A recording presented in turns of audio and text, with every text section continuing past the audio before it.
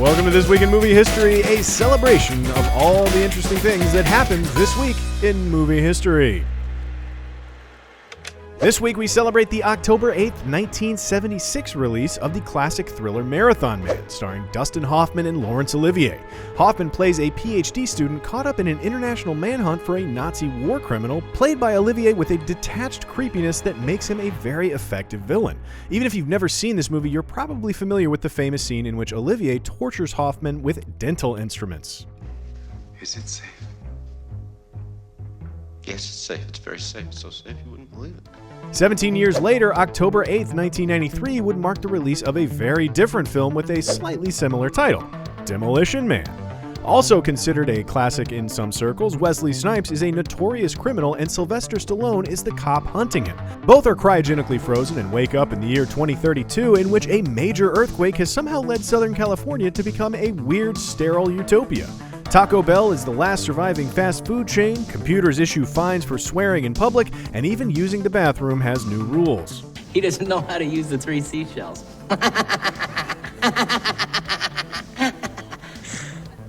can see how that could be confusing. The 3 seashells are never explained, leading to endless speculation about their proper usage on the internet ever since. Speaking of the internet, another online favorite hit theaters on October 12, 1990, Troll 2. This movie not only has nothing to do with the first Troll, it doesn't even have any trolls in it. But it's so epically terrible, it's gained a cult following. If you spent any time online, you've probably seen the meme spawn from the "they're eating her" scene. Oh my God! Michael Stevenson, the 12-year-old lead actor in Troll 2, would grow up to direct a documentary about the movie and its subsequent reputation, fittingly titled Best Worst Movie. October 9th, 1987 was the release date of The Princess Bride, Rob Reiner and William Goldman's beloved fairy tale comedy. While the tongue-in-cheek humor is what most people reference these days, there are some moments of genuine emotion in the film, in part due to behind-the-scenes factors. Carrie Elways and Robin Wright, who play on-screen lovers Wesley and Buttercup, were in fact very, very fond of each other in real life. During the shooting of the final kiss scene, they kept making up more and more absurd excuses to do just one more take so they wouldn't have to stop. On a more serious note, one of the reasons Inigo Montoya's final vengeance on the Six-Fingered Man feels so believable is because actor Mandy Patinkin was envisioning his foe as the cancer that killed his own father 15 years earlier. I want my father back, you son of a bitch. Halloween 5 bowed in theaters in October 13th, 1989. It's a fairly unremarkable sequel in a series that was by now very long in the tooth, but it did offer up one all-time great line for Donald Pleasance to say as Loomis, the doctor who's been hunting Michael since the first entry in the series. I prayed that he would burn in hell, but in my heart, I knew that hell would not have him.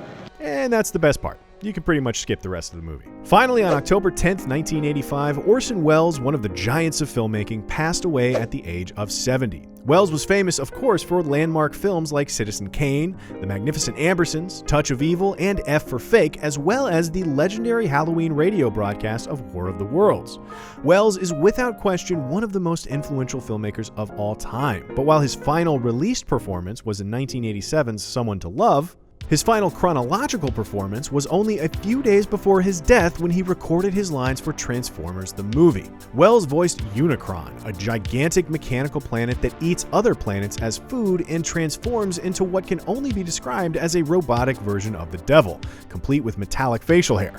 It was a long-standing belief among fans of the movie that Welles did not finish his lines due to failing health, and that Unicron's final lines were done by Leonard Nimoy doing his best Orson Welles impression. You cannot destroy my justice.